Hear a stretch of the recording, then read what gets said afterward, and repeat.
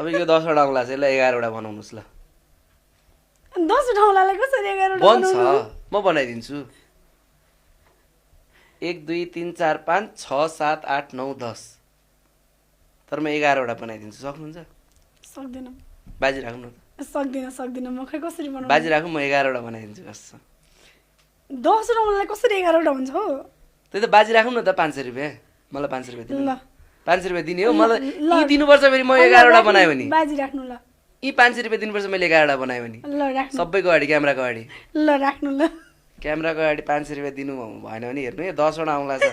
1 2 3 4 5 6 7 8 9 10 10 9 8 7 6 6 र 5 ले कति 11